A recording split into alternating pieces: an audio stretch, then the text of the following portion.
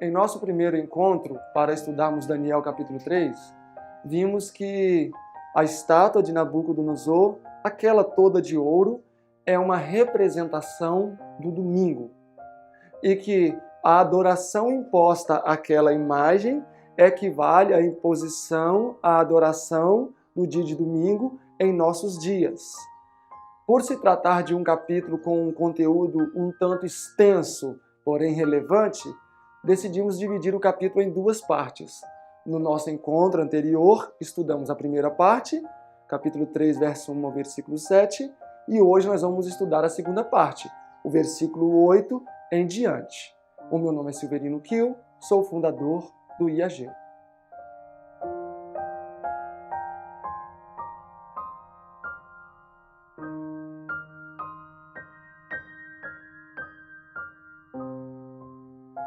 No nosso estudo anterior, estudamos minuciosamente os primeiros 7 versículos de Daniel 3. E ficou evidente que Nabucodonosor, que foi um falso profeta, tentou reinterpretar a palavra de Deus à sua maneira. Porém, ele reinterpretou equivocadamente. E para assegurar a sua autoridade como monarca, e o desejo que ele acariciava de Babilônia ser um reino eterno, ele emitiu um decreto sob pena de morte para aqueles que não adorassem a sua imagem, a imagem que ele tivera levantado no campo de Dura. E então fechamos aqui o verso 7, onde é dito que todos os povos, nações, tribos, línguas e povos adoraram aquela imagem, inclusive a nação judaica que estava presente naquele exílio.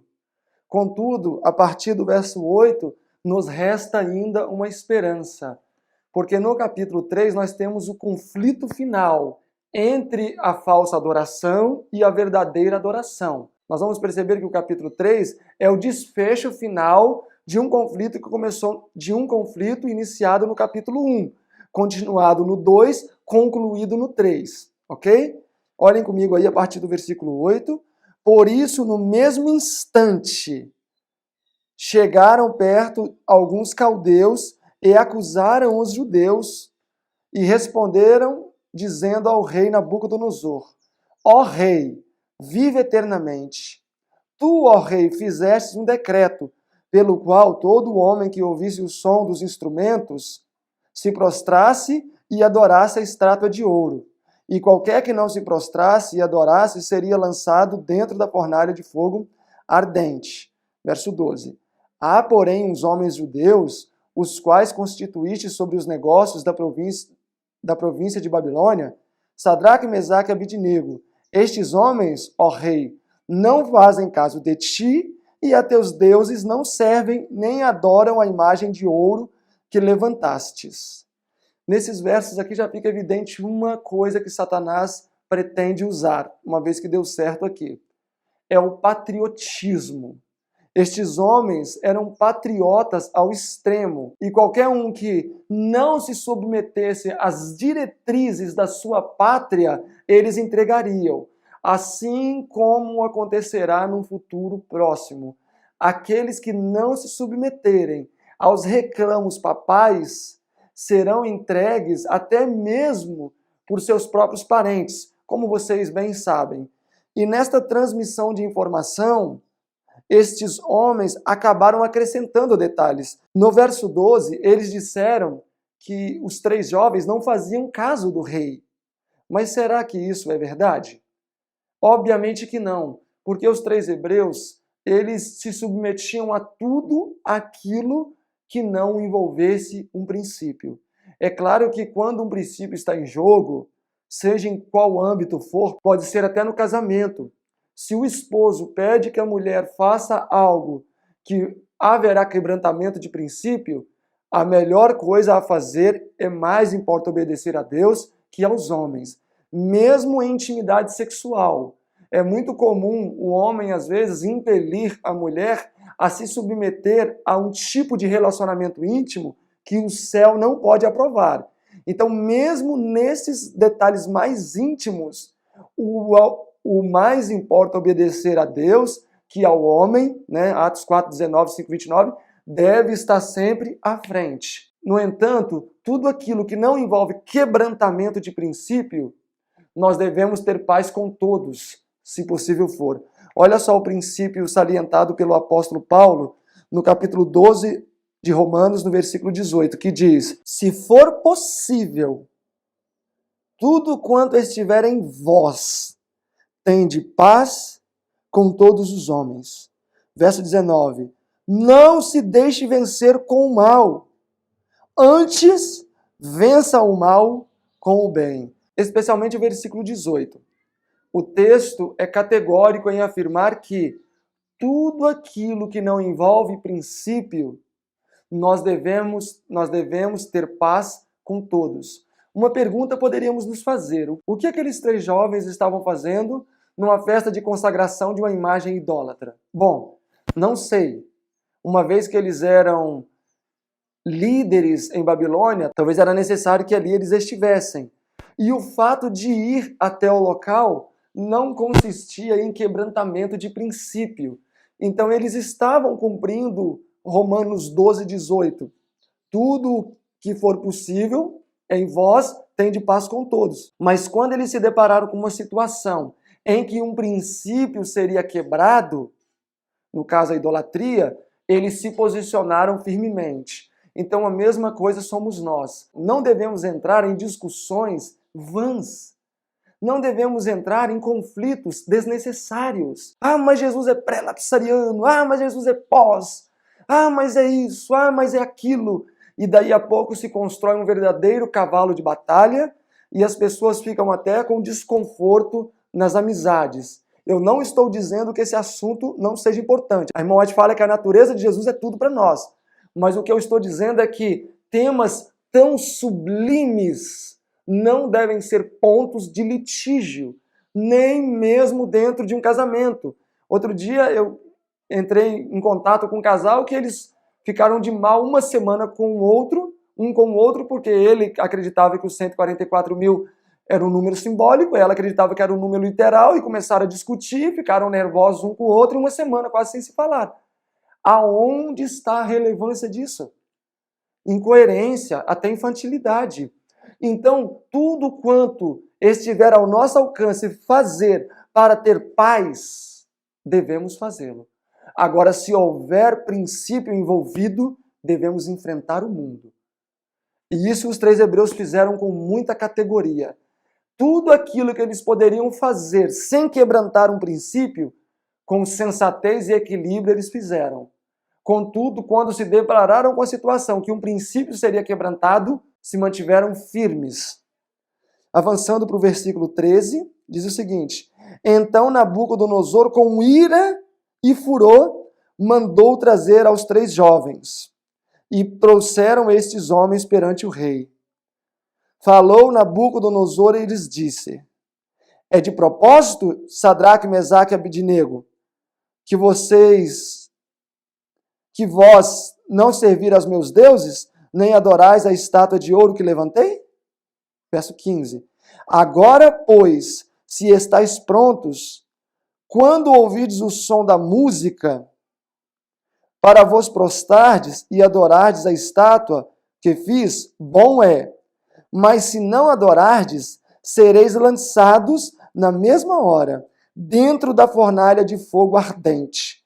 E quem é o Deus que vos poderá livrar da minha mão? Aqui Nabucodonosor fez um desafio diretamente à majestade do céu. E Deus aceitou esse desafio. Vocês se lembram lá em Êxodo 5, verso 2, quando o faraó também fez um desafio a Deus? E Deus aceitou o desafio e humilhou aquele monarca diante de todos os povos conhecidos naquela época? A mesma coisa aconteceu aqui. Nabucodonosor propôs um desafio à majestade do céu. E Deus não poderia deixá-lo impune. Contudo, o Senhor precisaria de alguém para que o desafio fosse levado a cabo. E é aí que entra a nossa responsabilidade. Neste momento de crise, onde Deus foi exposto, foi envergonhado, ele necessitava de alguém para reivindicá-lo.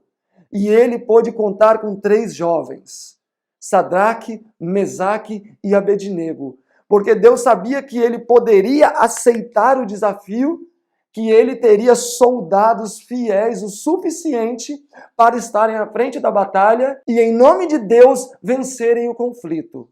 E a pergunta a ser feita é: hoje, se Deus for desafiado e exposto, ele poderá contar conosco? Ele pode contar com você? Ele pode contar comigo para desmascarar os falsos ardis de Satanás? Ele pode contar conosco? Ele pode contar com os 3 hebreus. E ele deseja contar com homens hoje também.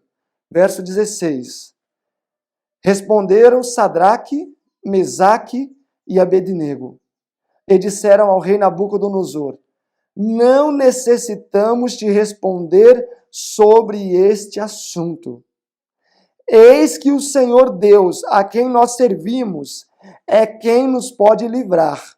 Ele nos livrará da fornalha de fogo ardente e da tua mão, ó rei. Eles demonstraram fé no poder de Deus. Eles acreditavam que Deus teria poder para livrá-los daquele momento de crise. Verso 18. E, se não livrar, fica sabendo, ó rei, que não serviremos a teus deuses, nem adoraremos a estátua de ouro que levantaste. Que intrepidez, que coragem desses jovens. Se Deus nos livrar, bem. Mas se Ele não livrar, tudo bem. Meus irmãos, é Deus que decide o meio mais eficiente para que Ele seja glorificado. João Batista glorificou mais a Deus perdendo a cabeça do que sendo liberto da prisão. José glorificou mais a Deus indo parar num país como escravo do que tendo permanecido com a sua família. Daniel glorificou mais a Deus sendo lançado no fosso dos leões do que ser liberto dele. É Deus que decide a maneira mais eficiente para nós o glorificarmos. Então, se você está passando por situações difíceis, não se desespere, pois talvez o Senhor pode estar te usando para glorificar o nome dele na sua vida. Se você talvez está passando por uma crise no seu relacionamento familiar, com esposa ou com filhos, por causa da verdade, talvez o Senhor esteja te usando para revelar a sua glória diante dos homens. Se você tem sido perseguido pela verdade na sua igreja, tem sido até mesmo excluído ou disciplinado, e isso tem acontecido muito, por causa da verdade, erguei os vossos olhos e alegrai, porque bem-aventurados os que choram e os que sofrem por causa da verdade e por causa da justiça. Hoje Deus procura Ananias, Misaés e Azarias, homens e mulheres que ele possa usar para difundir a glória do seu nome diante das pessoas. Então não se atemorize e não fraqueje, porque as crises, conflitos e provas que nós enfrentamos, diz a Ciência do Bom Viver na página 453, são os meios mais poderosos que Deus tem para nos aproximar dele. E o maior discurso de Cristo, na página 10, diz que o sofrimento e as agruras, quando aceitadas de bom ânimo, são os meios mais poderosos que Deus utiliza para levar os nossos olhos ao céu. Muitas vezes, meus irmãos, as lágrimas são os únicos óculos que nos permite ver a Deus. Muitas vezes, meus irmãos, as lágrimas são os únicos óculos que nos permitem ver a Deus. Precisamos, em muitos momentos da nossa vida, nos depararmos com uma fornalha ardente a fim de sermos purificados. A palavra de Deus em vários lugares diz que Ele está purificando um povo para si. Malaquias 3, tem um texto clássico, 3, 3 e 4, onde Deus diz que Jesus se assentou como um ourives e colocou o metal no fogo para purificar, e esse metal somos nós. Então, meus irmãos, nós estamos sendo purificados para sermos obreiros eficientes na causa de Deus, assim como esses 3 jovens foram eficientes na missão que Deus os delegou. Continuando aqui o versículo 19, Então Nabucodonosor se encheu de ira e furor e mudou seu aspecto e o seu semblante contra esses jovens. E falou e ordenou que a fornalha se acendesse 7 vezes mais do que se acostumava aquecer. Aqui nós podemos fazer 2 aplicações para esta fornalha quente. Primeira delas, as aflições e agruras que todos nós passamos todos os dias. E a segunda aplicação que podemos fazer é que esta fornalha, 7 vezes mais aquecida que o normal, representa as 7 pragas. Pois lá em Salmo, Deus fala que livraria o seu povo das pragas. Ou seja, os livraria da fornalha. Livraria-os das 7 pragas. Então estas 7 pragas, que não terão poder sobre os santos dos últimos dias, também não teve poder sobre esses 3 hebreus. E olha que quando as pragas forem derramadas, será algo terrível. A própria irmã White pôde contemplar as pragas e não pôde suportar ao ver a terribilidade do que elas seriam. E não faz muito tempo, eu e o Rafael, e também nosso outro amigo Júlio, o Rafael que faz os vídeos aqui, fomos apagar um incêndio no sítiozinho que ele tem aqui, e pudemos ter um vislumbre muito interessante, fomos muito edificados naquela noite. Era mais ou menos meia-noite, 1h da manhã, já estávamos exaustos e não estávamos conseguindo reter o incêndio. Foi um incêndio generalizado aqui na Serra da Canastra. Centenas de alqueires foram queimados pelo incêndio. E aí chegou um momento em que tinha fogo ao nosso redor inteiro, aquelas labaredas enormes, fumaça, árvores caindo. Os nossos olhos já não aguentavam mais ficar abertos, às vezes tínhamos que deitar no chão com o rosto na terra para conseguir respirar. E foi um momento fatídico. E aí, por um momento, nós olhamos um para o outro assim, e simultaneamente a nossa mente foi levada aos eventos finais, porque era muita fumaça. E ao lado assim tinha uma moita de bambu, e o bambu, né, quem é da roça sabe, quando começa a cremar e os gomos, quando o fogo atinge os gomos, eles começam a estourar. E eles começam a tombar com fogo, então era uma cena.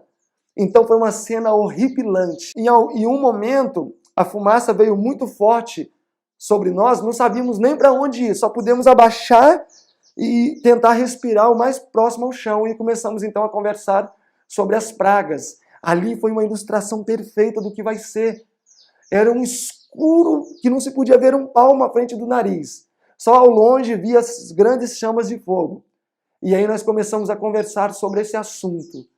E aí eu até falei, Rafael, já imaginou agora nós aqui nessa situação com nossas famílias, filhos, a porta da graça fechada, a criança chorando, falando, pai, pai, me salva, o que está acontecendo? E já vai ser tarde demais.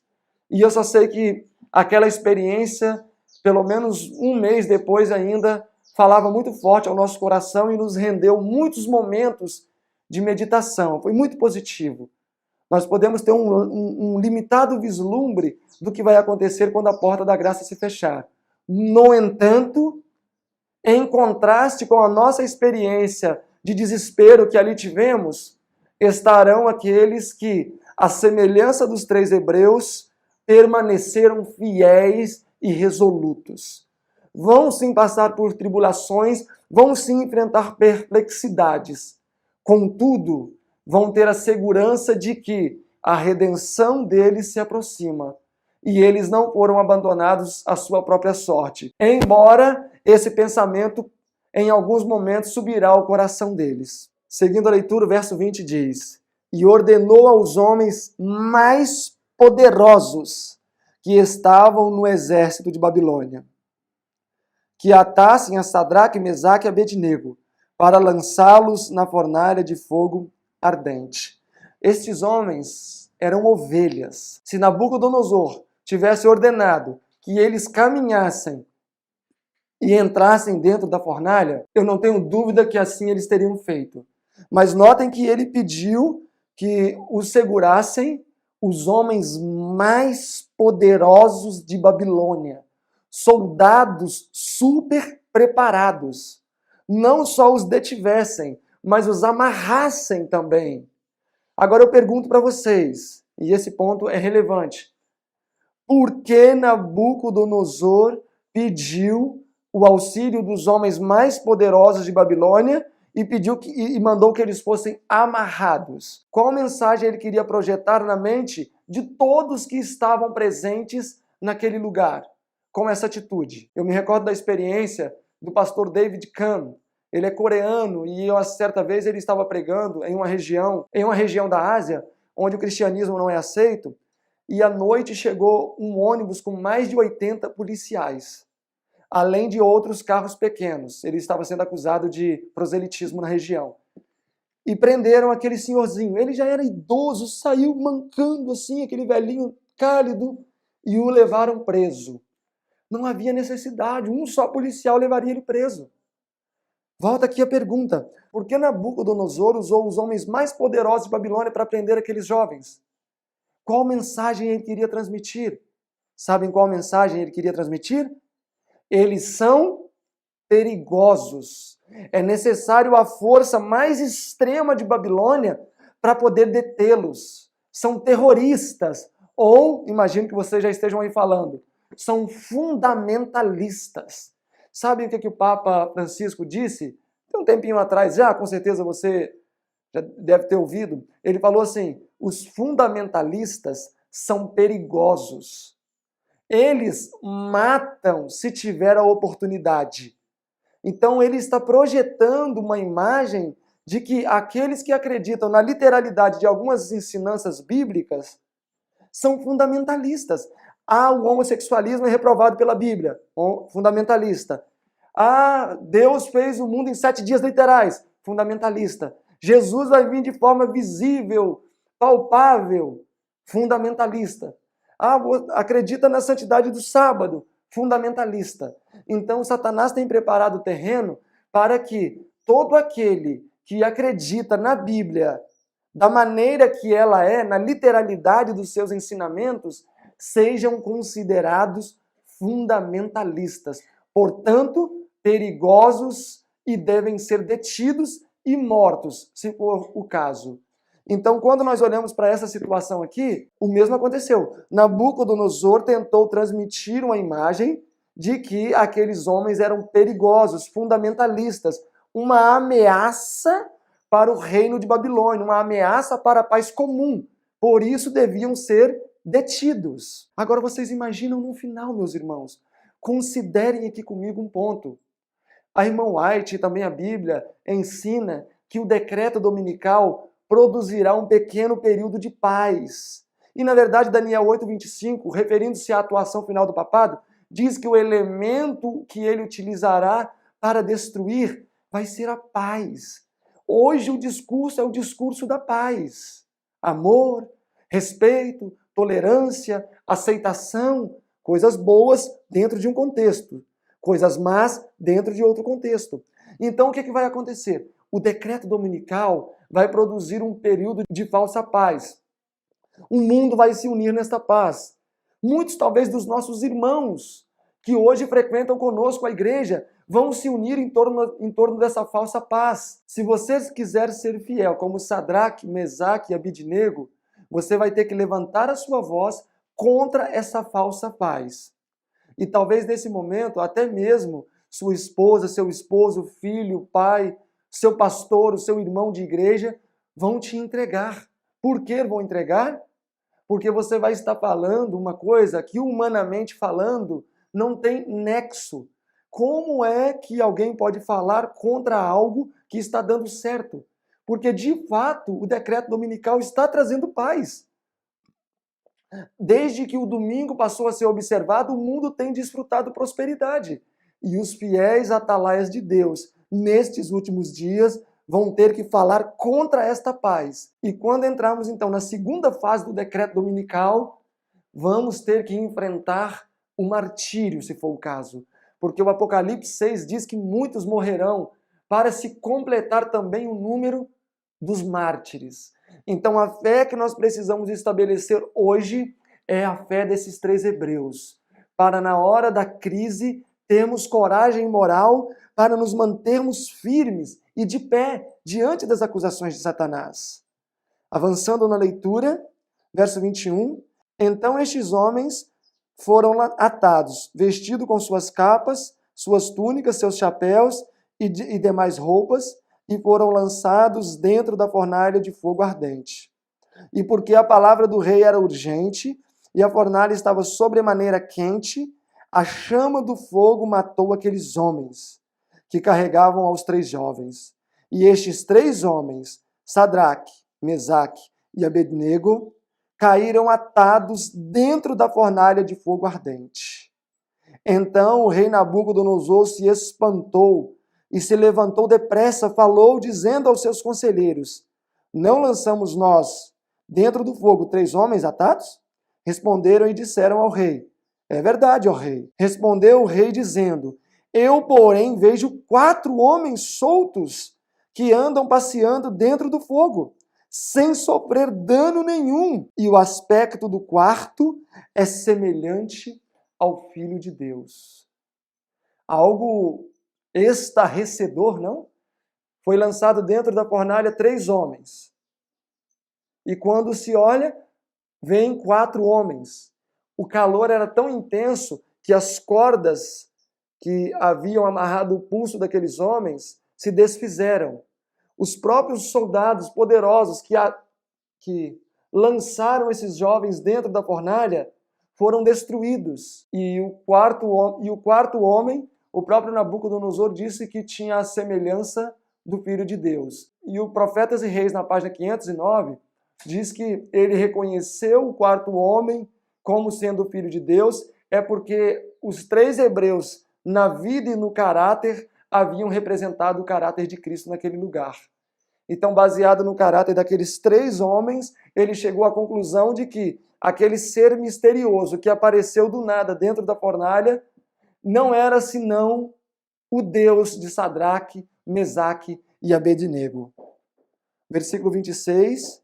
Então, chegando-se Nabucodonosor à porta da fornalha de fogo ardente, falou dizendo: Sadraque, Mesaque e Abednego, servos do Deus Altíssimo, saí e vinde. Uma atitude ainda um pouco arrogante, né? Nesse momento, os jovens estavam em tremenda vantagem. E ainda o rei vai com essas palavras: saí e vinde. Bom, eles poderiam ter dito: olha, entra você aqui, você não nos lançou aqui? Não, vamos sair, vem cá você. Mas eles não tinham esse caráter. Então Sadraque, Mesaque e Abednego saíram do meio do fogo. E reuniram-se os príncipes, os capitães, os governadores e os conselheiros do rei, e contemplando estes homens, viram que o fogo não tinha poder algum sobre os seus corpos. Nem um só cabelo de sua cabeça se tinha queimado, nem as suas capas se mudaram, nem cheiro de fogo tinha passado sobre eles. Deus, meus irmãos, é um Deus que pode salvar completamente, quando assim redundará em maior glória para o seu nome. O texto diz que o fogo não teve poder sobre aqueles homens. Assim como um caldeirão de azeite fervendo não teve poder sobre a vida do apóstolo João. Atos dos Apóstolos, na página 570, diz que ele foi lançado dentro de um caldeirão de azeite fervendo. E de dentro do caldeirão de azeite fervendo, ele disse: o meu Salvador sofreu terríveis humilhações, sofrimento, agruras, nunca experimentou o pecado, porém eu sou homem pecador. Então, com alegria sofrerei esse juízo. Ele pronunciou essas palavras enquanto estava dentro de um caldeirão de azeite fervendo. Só o fato de ele ter sido lançado ali já era para ter derretido o seu corpo. E aquelas palavras de João causaram um profundo impacto, diz a irmã White. E os mesmos homens que colocaram João dentro do caldeirão de azeite fervendo, dali o retiraram. Então Deus é um Deus que pode salvar perfeitamente. Quando ele diz em Isaías 41, versículo 10, não temas, porque eu sou contigo, não te assombres, porque eu sou teu Deus, eu te fortaleço e te ajudo, e te sustento com minha destra fiel. E completa em Isaías 43, verso 2, quando passares pelas águas, estarei contigo, e quando pelos rios, eles não te submergirão. Quando passares pelo fogo, não te queimarás, nem a chama arderá em ti. Notem que o texto não está dizendo que Deus livraria das chamas ou do rio, mas diz que ele estaria com os fiéis nestes momentos. O mesmo aconteceu aqui. Deus não livrou Sadraque, Mesaque e Abednego da fornalha. Ele os livrou na fornalha. Deus não livrou Daniel da cova dos leões. Deus livrou Daniel na cova dos leões. O Senhor espera que o limite do homem seja atingido, pois é no limite do homem que Deus trabalha. Então, se a sua vida, nesse momento, está chegando no limite, dentro de alguma prova, saiba que a qualquer momento Deus vai levantar-se ao seu favor, pois é no limite dos homens que Deus trabalha. Estes 3 jovens sofreram esse terrível juízo, e nem mesmo o cheiro de fogo, nem fumaça, tinha no seu corpo, nem mesmo os sensíveis pelos do braço se queimaram. Isto se chama o poder de Deus. Agora, vale a pena abrir um parênteses aqui. Vale a pena. Se Deus pôde livrar de forma tão milagrosa esses 3 homens da fornalha, será que esse mesmo Deus não tem poder para nos dar condições de vencer os nossos hábitos errados de caráter? Será que o Deus que salva de uma fornalha ardente é limitado para nos salvar do pecado? Seria incoerente, não seria? Obviamente. Versículo 28. Falou Nabucodonosor dizendo: Bendito seja o Deus de Sadraque, Mesaque e Abednego, que enviou o seu anjo e os livrou os seus servos, que confiaram nele, pois violaram a palavra do rei, preferindo entregar os seus corpos para que não servissem nem adorassem algum outro Deus, senão o seu Deus. Por mim, pois, é feito um decreto pelo qual todo o povo e nação e língua que disser blasfêmia contra o Deus de Sadraque, Mesaque e Abednego seja despedaçado, e as suas casas sejam feitas em monturo, porquanto não há outro Deus que possa livrar como este. Então o rei fez prosperar a Sadraque, Mesaque, Abednego, na província de Babilônia. Eu queria fazer uma pergunta. Quem eram Sadraque, Mesaque e Abednego em Babilônia? Sim, ocupavam cargos de responsabilidade, mas além disso, eram quem? Escravos. Eles eram escravos, assim como Daniel era um escravo. Deus usou estes homens que, embora ocupassem posto de importância, tiveram uma origem humilhante em Babilônia, como escravos. Infelizmente, Deus, na maioria das vezes, tem que passar por alto pessoas que sejam mais bem preparadas e usar os mais simples. Olhem só o que a irmã White diz no Grande Conflito, página 606. Assim será proclamada nos últimos dias a mensagem do terceiro anjo. Ao chegar o tempo para que ela seja dada com o máximo poder, o Senhor operará por meio de humildes instrumentos, dirigindo a mente dos que são consagrados ao seu serviço. Os obreiros serão antes qualificados pela unção do Espírito Santo do que pelo preparo de instituições de ensino. Homens de fé e de oração serão constrangidos a sair com zelo santo, declarando as palavras que Deus lhes dá. Então, meus irmãos, nos últimos dias, o Senhor vai passar por alto os grandes homens, poucos serão usados, e vai usar homens simples, agricultores, carpinteiros, marceneiros, pedreiros, homens de ofícios manuais, homens simples, para poder proclamar a mensagem final. Infelizmente, eu reconheço que se prova nas Escrituras e também no Espírito de Profecia que Deus preferiria usar pessoas mais capacitadas. Contudo, quanto mais capacitado é o homem, mais cheio de si ele é. Ainda no Grande Conflito, na página 171, nos é dito: na escolha para a reforma da sua igreja, ver-se-á que Deus sempre tem utilizado o mesmo meio, passa por alto os homens cheios de si e usa humildes e simples pescadores. Ainda no grande conflito, na página 317, diz o seguinte, se referindo a Guilherme Miller, que ele era um lavrador simples, porém de sentimentos íntegros. Então Deus sempre tem se valido mais de homens simples, porque as pessoas simples são melhores conduzidas pelo Espírito do Senhor. Ao passo que os que são doutos nos conhecimentos acabam ignorando o auxílio do Espírito Santo e Deus não pode usá-los. Por isso que aqui, ao invés de ele usar os sacerdotes para glorificar o seu nome em Babilônia, ele utilizou quem? Ele utilizou escravos. E a irmã White, no Profetas e Reis, na página 512, diz que Deus foi glorificado em toda a terra, na questão da libertação dos 3 hebreus da fornalha. Por isso que na palestra anterior eu disse que esses 3 hebreus representam as 3 mensagens angélicas, que será a proclamação final da mensagem da justiça pela fé aos homens. E depois nós temos a mensagem do 4º anjo, que é a acumulação dessas 3 mensagens, Apocalipse 18, verso 1. E depois dessas coisas, vi voando pelo meio do céu outro anjo que tinha grande poder, e a terra foi iluminada com sua glória.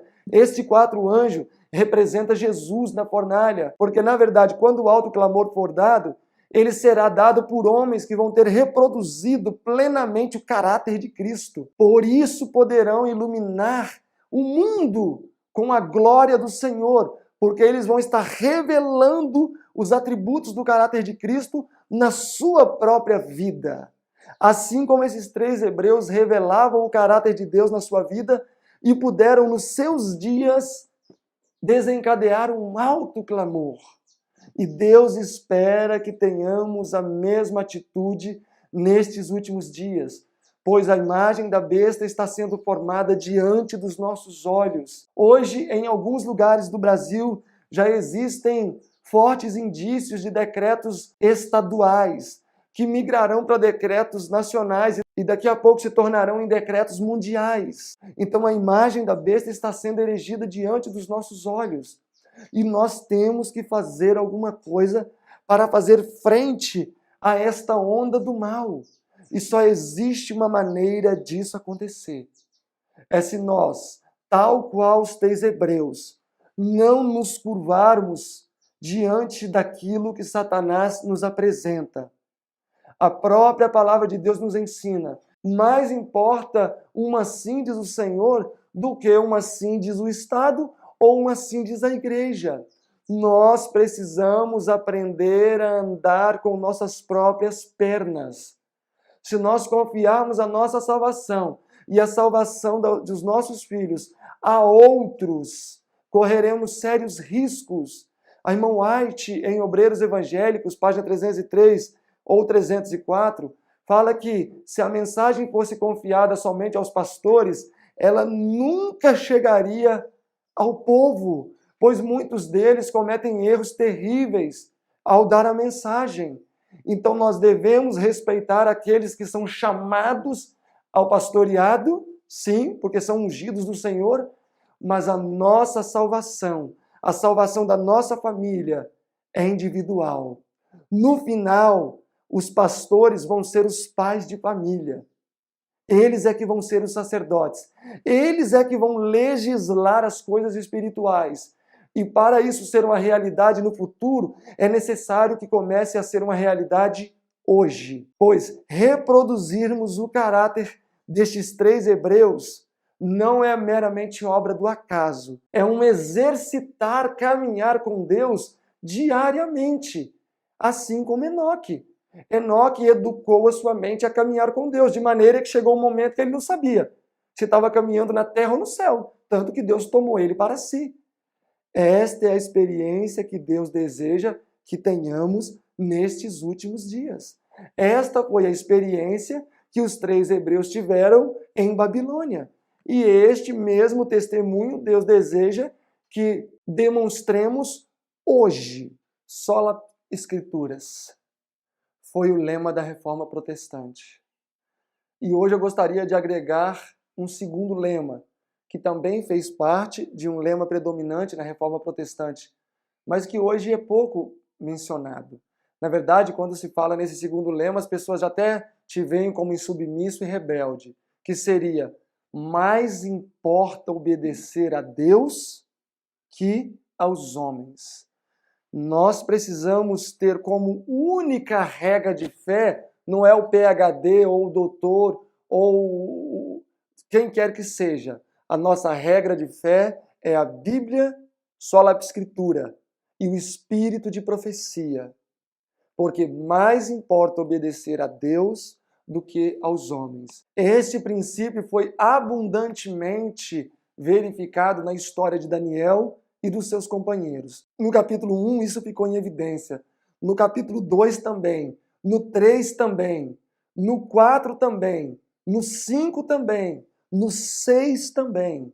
E assim por diante. Aqueles jovens estiveram sempre dispostos a sacrificar a vida, a transigir com um princípio. E eu gostaria de, nesse momento, exortá-lo à mesma experiência. Eu sei que hoje nós temos sido saturados de todos os lados, ameaçados, e se nós desejamos fazer aquilo que a nossa consciência nos orienta, corremos riscos de exclusões e disciplinas e etc., mas vale sempre lembrar, mais importa obedecer a Deus que aos homens. E a nossa única regra de fé não é um manual e nem diretrizes humanas, senão a Bíblia Sagrada e o Espírito de profecia. Eu gostaria de agradecer pela oportunidade que vocês têm nos brindado de constantemente acompanhar o nosso canal. Esses estudos ministrados, o Seminário de Daniel, também temos esboços, vocês podem entrar em contato conosco no e-mail que está aparecendo aqui embaixo, que a nossa querida colaboradora Tassiane, que nos ajuda tão carinhosamente, vai estar com muito carinho respondendo os e-mails de vocês, encaminhando os esboços. Não deixem de se unirem em pequenos grupos, alguns têm feito isso e agitado o estudo do livro de Daniel, também o seminário de Hebreus, daria até para acompanhar os dois, que nós não colocamos as palestras tão perto uma da outra, então dá para vocês avançarem acompanhando os dois seminários. E o nosso objetivo é apresentar todos os principais temas sistemáticos que a Bíblia apresenta, com o intuito de contribuirmos com uma pequena parcela na edificação do corpo de Cristo nessa terra. Que Deus possa abençoar cada um de vocês e unam-se a nós nesta missão.